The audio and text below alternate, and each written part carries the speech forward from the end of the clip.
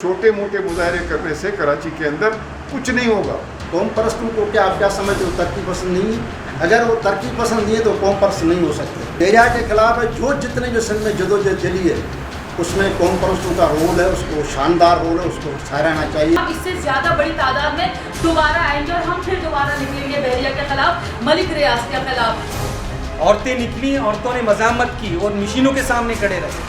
हकीकत बात यह है, अगर सिंध और बलूचिस्तान आज तक बचा हुआ है ना, तो ये कौम परस्त और नेशनलिस्टों की वजह से। इनके हाथ में कोई वेपन नहीं था, ना इनके पास कोई केमिकल्स थे, ना इन्होंने आग जलाई है। इस अलायमत होना चाहिए ताकि ये तासुर ना जाए कि जदोजहद रुक गई। हम कोई एक बड़ा एक्शन डेट जो है उसको तय करें, इसके अलावा इसका कोई हल नहीं है। लोगों को नहीं पता है असल इशू क्या है, तो वो समझते हैं कि ये डेवलपमेंट के ख़िलाफ़ है और ये जो है इन्होंने जाके हमला किया। इधर बेचारे लोग रह रहे थे, ज़ाहिर है उनका वर्जन भी जाता है ना इंटरनेशनल, खाली आपका नहीं जाता है, उनका भी जाता है। और उन्होंने जो मुजाहरे किए उसकी वजह से एक नेगेटिव पहलू ये ज़रूर निकला है कि एक सिंपैथी बैरिया टाउन के लिए और मलिक रियाज के लिए इंटरनेशनली पैदा हो गया। जो पहले हमारे हक़ में था वो थोड़ा सा शिफ्ट हुआ है। छोटे मोटे मुजाहरे करने से कराची के अंदर कुछ नहीं होगा। अगर हम 500 आदमी 1000 आदमी जमा करके कोई मुजाहरा करेंगे उसका कोई आप इफेक्ट नहीं छोड़ेंगे। एक दिन मुजाहरा करेंगे, 2 दिन मुजाहरा करेंगे। दूसरी बात यह है कि धरना, आपने कहा कि जी गवर्नर हाउस में धरना देना चाहिए। से धरना is the last stage of your struggle.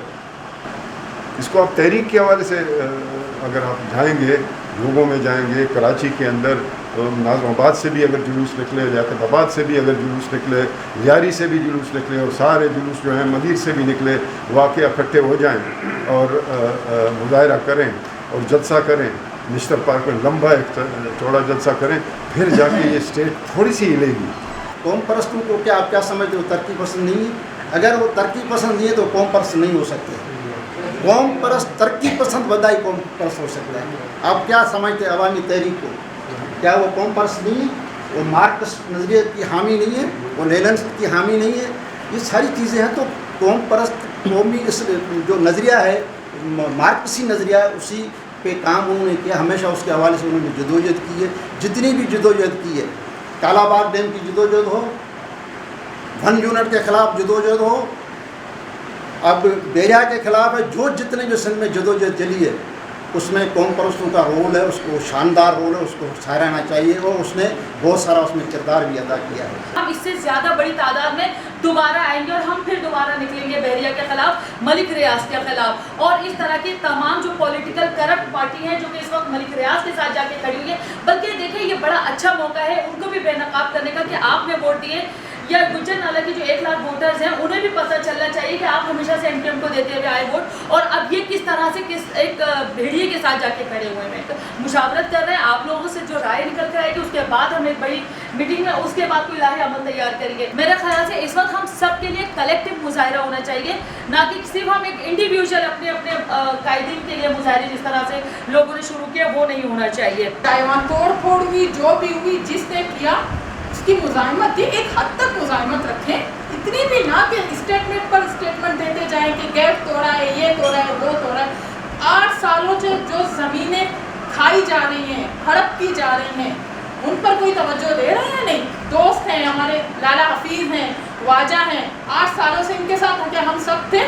मेरे ख्याल में 8-10 लोग थे, बाकी तो हम तो अभी ये तहरीक जब जोर पकड़ी है, इतना हाईलाइट हुई है, तब हम इनके साथ निकल रहे हैं। इनकी जद्दोजहद को मैं सलाम पेश करती हूँ। बाकी मैं एक बात कहूँगी, यहाँ पर हम लोग लफ्ज़ कौम परस्त नेशनलिस्ट से डर कर पीछे भागते हैं। हकीकत बात यह है, अगर सिंध और बलूचिस्तान आज तक बचा हुआ है ना, तो ये कौम परस्त और नेशनलिस्टों की वजह से। इनके हाथ में कोई वेपन नहीं था, ना इनके पास कोई केमिकल्स थे, ना इन्होंने आग जलाई है। हम लोग सब उधर थे, ये बच्चे थे, ठीक है। इन लोगों के पास कोई हथियार नहीं था जिसको हम लोग एक सीरियस डेडली वेपन कह सकते हैं। इनका साथ देने के लिए आपको पहुंचना चाहिए था एंटी टेररिज्म कोर्ट, एक मजमे की शक्ल में। रिसर्चेस बैरिया पे बहुत हुई हैं।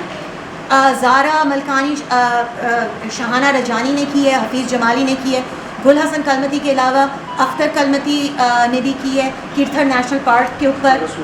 तो ये सारी चीज़ें ऑलरेडी मौजूद हैं कि ये सिर्फ ज़मीन का मसला नहीं है, ये हर उस कुदरती वसाइल का मसला है जिस पे सरमायादार की नज़र है, चाहे वो ठर का कोल हो या वो बदीन का तेल हो या वो ढेरकी और घोटकी की गैस हो। हम जो है वो मीडिया को ऑर्गेनाइज करके रखें ताकि मीडिया सही वाली चीज़ को बाहर निकाले। या हम तो अपने उस पर सोशल मीडिया पे करते ही हैं, लेकिन जो मीडिया ऑर्गेनाइजेशन जो हमारे साथ हैं वो सही वाली चीज़ हम चाहे प्रेस रिलीज़ के थ्रू करें, जैसे भी करें फ़ौरन हम करें ताकि सही वाली जो नैरेटिव है, सही वाली बात है वो बेसिकली बाहर जाए। बहरिया टाउन जब हम गए थे तो हमने वहाँ पर देखा कि वहाँ पर जिस तरीके से कब्रों को यानी कि कब्रिस्तानों के ऊपर घर बनाए जा रहे थे। अब आप यकीन करें कराची की अक्सरियत आवाम वहाँ पे सैर व तफरीह के लिए तो जाती है, लेकिन उसको ये बात नहीं पता।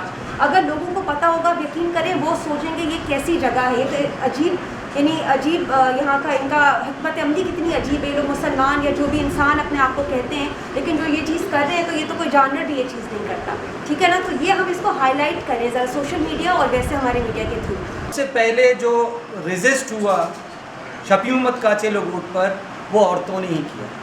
बिल्डोज़र उनको पत्थर मारे, उनके सर पटे, सब कुछ हुआ।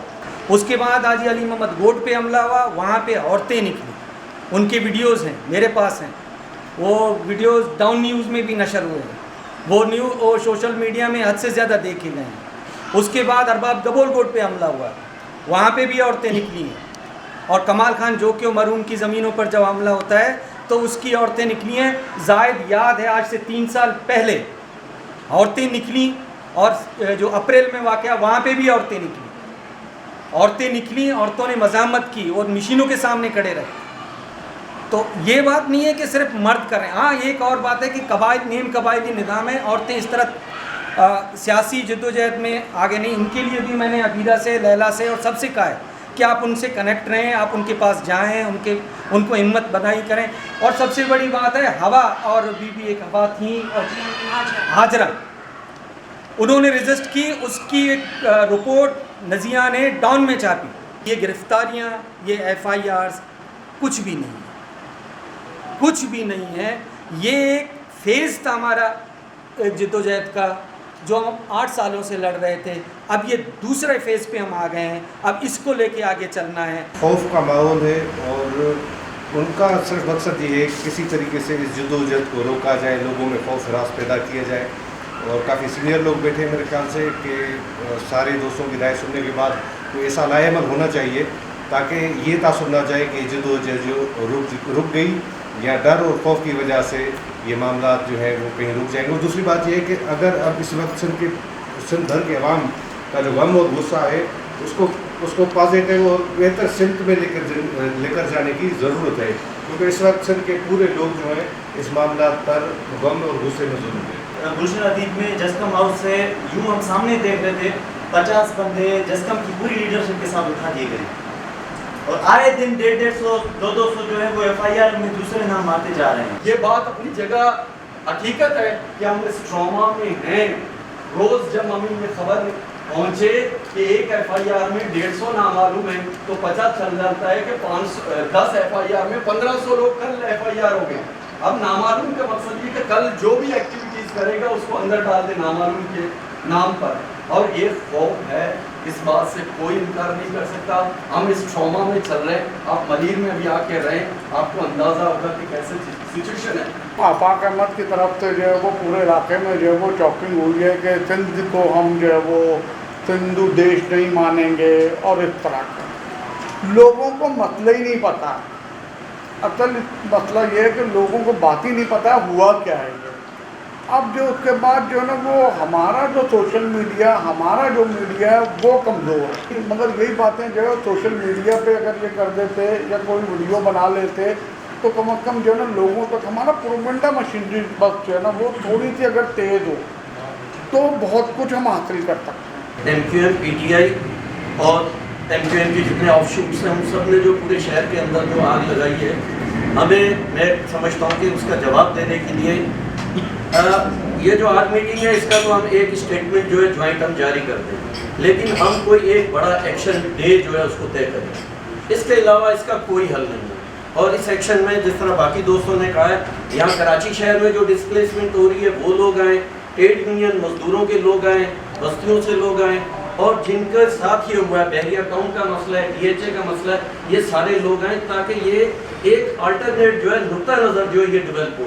ये सबसे इम्पोर्टेंट बात है। और ये एक खामखा की एक बात खड़ी करके कि जी ये महाजिर और सिंधी जो है ये जो खड़ा किया जा रहा है, इसको तोड़ने की ज़रूरत है और इसको हम सारे लोग तोड़ सकते हैं।